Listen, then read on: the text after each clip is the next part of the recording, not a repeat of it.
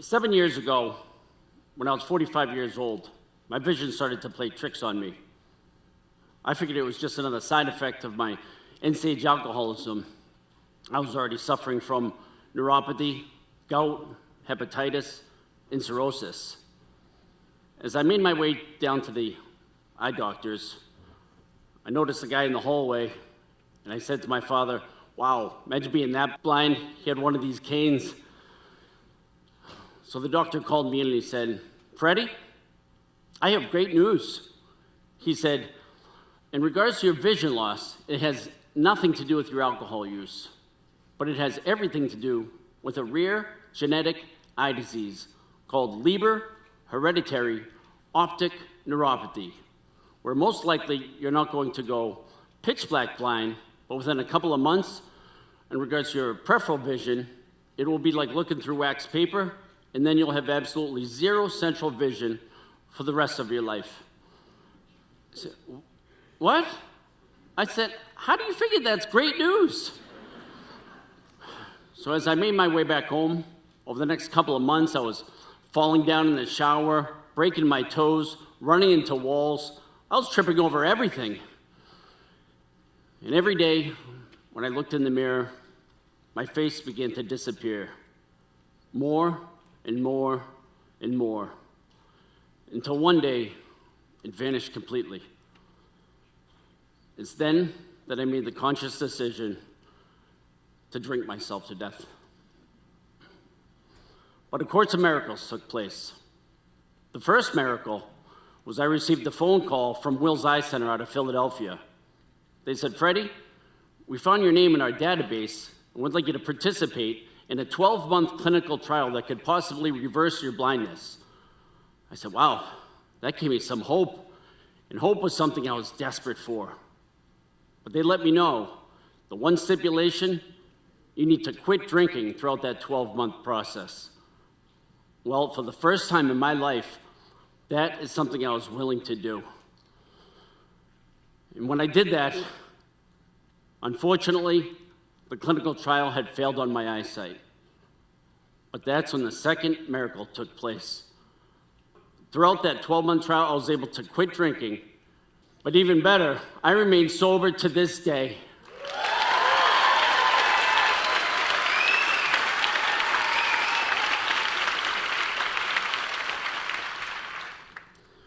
During that time, I enrolled and lived at Carroll Center for the Blind for 16 weeks. I needed to learn how to live blind. I needed to learn how to cut my toenails, cut my food without cutting myself, use my phone, everyday things. And as my parents were dropping me off, it quickly became one of the worst days of my life. When they were dropping me off, I was like a little kid getting dropped off for the first day of kindergarten. I remember thinking, "Don't leave me." Well, they left me all right. And the reality of the situation began to overwhelm me.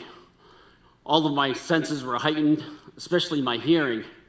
And I remember hearing, going down the hallway, all those canes, loud as thunder. And I remember saying, "No, I'm one of them." So later that night, on my way back from dinner, I got separated from my group and got lost in the woods. And then out of nowhere, a flock of wild turkeys began to attack me. And I remember I was fending them off with my cane. And I remember I looked up and said, "I can't climb this mountain. I just can't do it." For the first time in my life, I was lost, I was scared, and I was alone. And I finally made it back to my room, and I just dropped to my knees, totally defeated. I remember thinking, I just can't do this anymore. And that's when that third miracle took place. It was a line from the movie The Shawshank Redemption. A voice popped into my head and said, "Freddie, get busy living or get busy dying." And I remember hearing someone mention at blind school, "Move a muscle, change a thought." Well, I took that to heart. I was so overweight I could barely tie my shoes. and I just snapped out of it. I started waking up at 4:30 in the morning, walking 6 miles, then 10 miles. I got up to 15 miles. I got all the way up to 23 miles per day. And when the miles went up, the weight went down. I ended up losing a total of 55 pounds.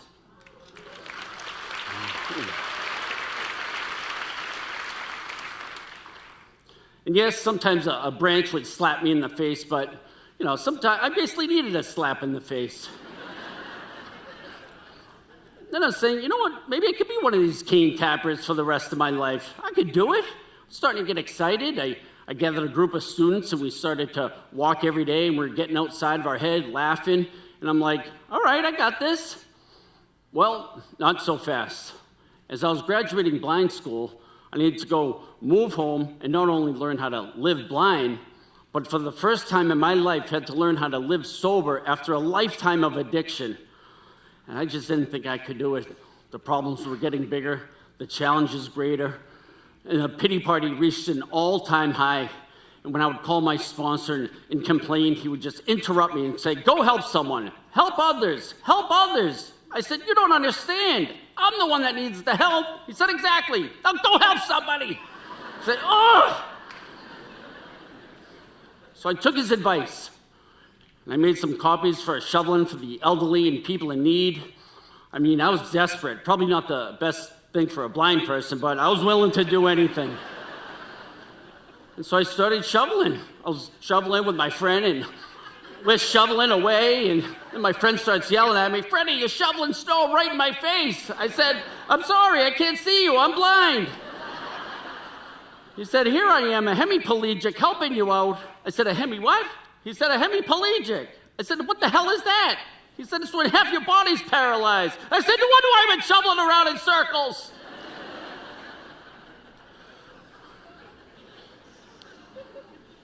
Well, I'll tell you what, shoveling around in circles, at least that was a step in the right direction.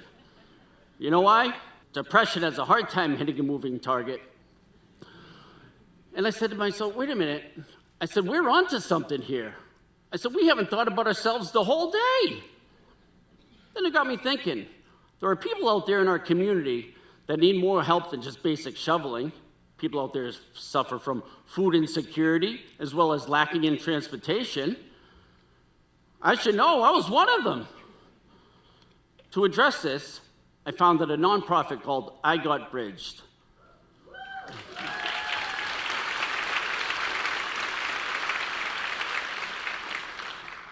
Why the name I Got Bridged? Well, on my daily walks, I would continually get stuck at this local drawbridge. And one day, when I was stuck and the bridge was up, the idea hit me. Wait a minute, not only is this a physical barrier, but it's a metaphor for life, how to get to the other side. And how I'll get to the other side is help others cross their bridge. That'll allow me to forget about my problems. Well, people thought I was crazy when we started to raise funds for our first 15-passenger van. They said, Freddie, just stick to shoveling snow. You're blind. You can't start a transportation charity. They said, you can't even see. And everybody told me, it's going to fail. And I said, who cares? There could be a lot of success in failure. I mean, the clinical trial, that failed on my eyesight, but it ended up literally saving my life. Thank you.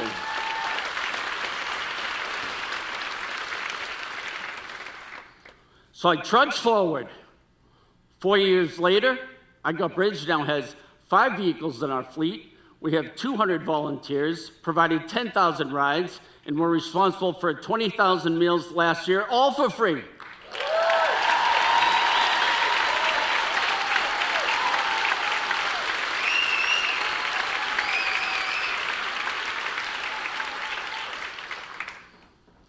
Why am I telling you all of this?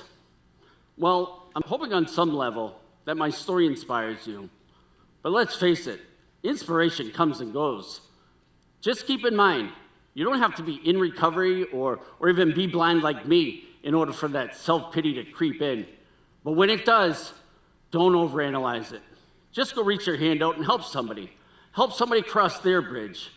Because I truly believe You cannot talk your way into the right way of acting, but you can act your way into the right way of thinking.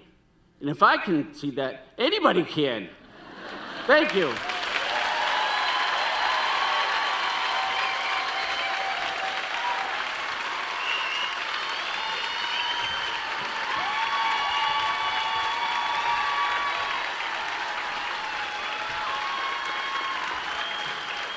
Love you, Mom.